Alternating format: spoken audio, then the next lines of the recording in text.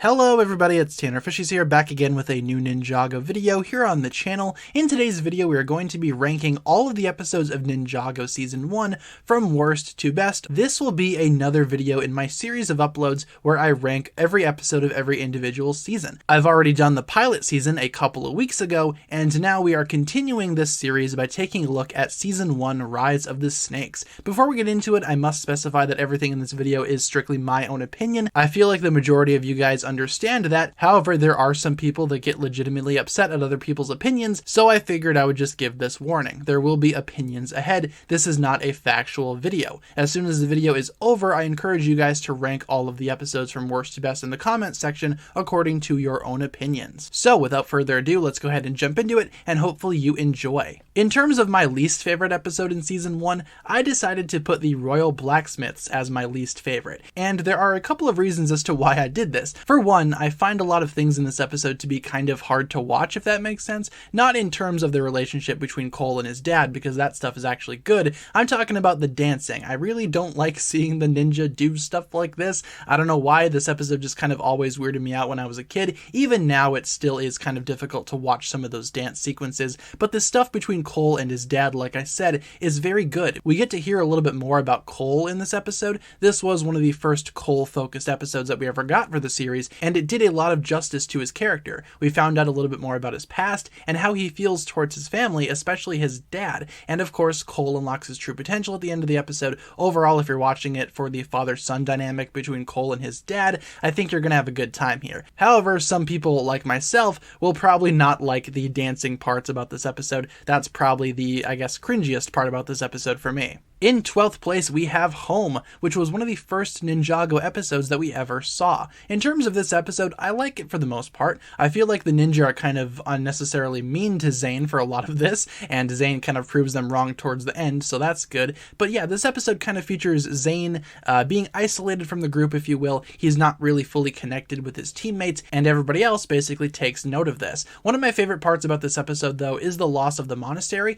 This is the episode where the Serpentine burned down the monastery, and it is very interesting to see how the ninja react to losing their home. Ultimately, the ninja find the Destiny's Bounty, so it's not the complete end of the world, but I thought that was the strongest part about this episode for me. The ninja learn and understand how to work as a family, and I think that's the lesson that we should take away from this episode. Next up, we have Never Trust a Snake, which is the debut of Pythor into the Ninjago series, who is one of the main villains of Season 1. With Pythor and Lloyd's relationship, it is interesting to see how Pythor is just really capable of just manipulating people. I understand that Lloyd is a child, and as such, he'll probably be a little easier to manipulate, but still, seeing Pythor take advantage of this kid, it is kind of uncomfortable to watch in some parts. Otherwise, the ninja are just kind of doing their thing in this episode. They eventually do have a confrontation with Lloyd towards the end of the episode, and Lloyd eventually does join up with Wu and the others following this episode's conclusion. Not the best episode ever, but it did introduce us to Pythor, who of course is one of the better villains in this season. Next up, we have Once Bitten, Twice Shy. This is the big Jay and Nia episode. I really enjoyed this episode for the most part. I think some of the stuff with Jay becoming a snake is a little obnoxious and silly, but overall the episode itself was really well done. I especially loved how Jay unlocked his true potential towards the end of the episode, and we also have some side story going on with Master Wu and Garmadon, and their storyline is fine, to say the least. Not the most exciting thing ever, but still really cool. But going back to the Jay and Nia plot,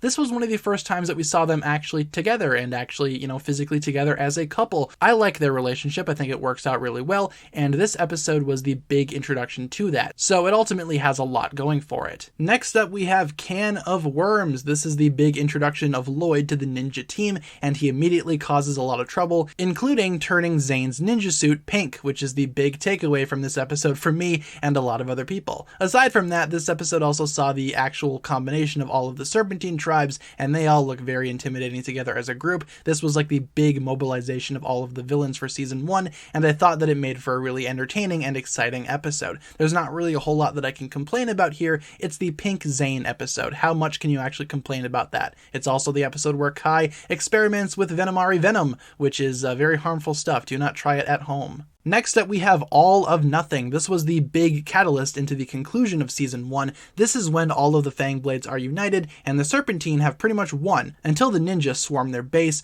With the assistance of Lloyd, Garmadon, and a large majority of the skeleton army, they manage to defeat the snakes, and overall this episode is very fast-paced, very fun, and it's also very empowering for Lloyd's character as well. This was basically his big first mission as the Green Ninja, and I thought the episode actually was a really good time to watch and see what Lloyd would do next. How would he solve this problem? Well, the episode showcases it. Also, Lloyd and his father are kind of figuring out what they want to do now that Lloyd is the Green Ninja. That is very interesting to watch as well. Next up, we have Rise of the Great Devourer. This is part 1 of the 2-part season finale, and this is the big chase, going after Pythor, who has stolen the Fang Blades. He's trying to make it to Ouroboros so he can awaken the Great Devourer, and the ninja need to stop him. There are a lot of scenes of tension in this episode. The ninja trying to save Master Wu from falling into a volcano, for one, and also the chase sequence. That part is really fun to me. Ever since I was a kid watching this, I always enjoyed this scene. But the episode culminates in the big showdown between Wu and Pythor until the Great Devourer itself is released upon Ninjago, and wow, this was quite a good cliffhanger into the next episode, which we will find later on this list. Overall, not a lot of negative things to say about this episode. I thought it was really well done. Next up on the list, we have the Snake King. This is the big introduction of the Ninja ZX costumes, as well as the big introduction to the Samurai X character. After getting a tease of Samurai X in the last episode, this episode basically goes all out with that character. The ninja are trying to figure out who Samurai X could be, while Pythor and Scales are kind of organizing a serpentine ceremony, if you will, in order to promote Pythor to the title of Snake King. But like I said, the episode focuses on Samurai X, and of course the big reveal of that character being Nia. Obviously this episode had a lot going on, and I feel like for the most part, it did a very good job at actually building up that suspense and creating a very entertaining episode overall. In 5th place, we have Snakebit, which is one of the earlier episodes of this season. This episode was kind of a big deal for Jay as well as his parents, who are introduced in this episode. They get bitten by the Fangpire, which are the new villainous tribe for this episode,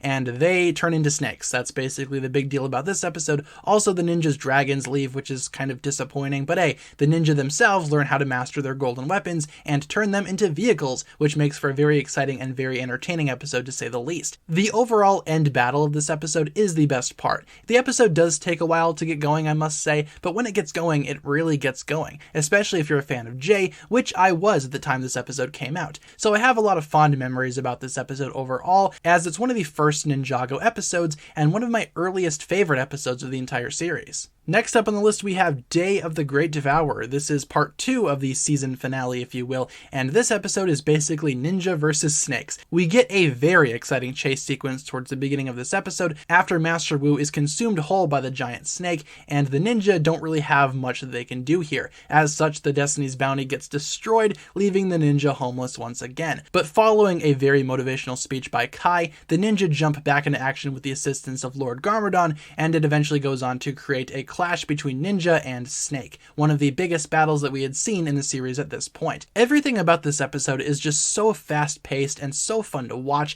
that it's one of the most memorable episodes, in my opinion, of the entire first season. The ninja battling the Great Devourer keeps viewers at the edge of their seats, and overall it was a very good improvement over part 1 of the season finale, which admittedly had some slow parts. This episode takes no breaks, and for that I really enjoy it. Next up on the list, we have Rise of the Snakes, which is going to be the first episode of season 1 and the first true episode, if you will, of Ninjago that's not a pilot episode. This episode is very nostalgic for me for a lot of reasons. For one, this was the first Ninjago episode. That's basically why it's nostalgic for me. But also the setting. Jamanakai Village is really nice, and also this was the big introduction of the Green Ninja Prophecy, which admittedly was something that I was kind of obsessed with as a small child. Overall, as a series premiere, this episode actually did a very good job at establishing what Ninjago was all about. One of my favorite moments about this episode is the kendo battle between all 4 of the ninja. That battle is really cool to me, and we got a little bit of a tease as to what the golden weapons are capable of, which we would obviously see in future episodes. Rise of the Snakes gets criticized a lot in the modern day for being not all that great and kind of childish, but back in the day, this was a very solid season premiere. I would even argue that nowadays, this episode is one of Ninjago's best season openers. Overall, I really enjoyed this episode. It introduced us to important things like Lloyd Garmadon, the Serpentine, and once again it gave us a little bit of a tease as to what the golden weapons were all about. And also it introduced us to the Green Ninja Prophecy,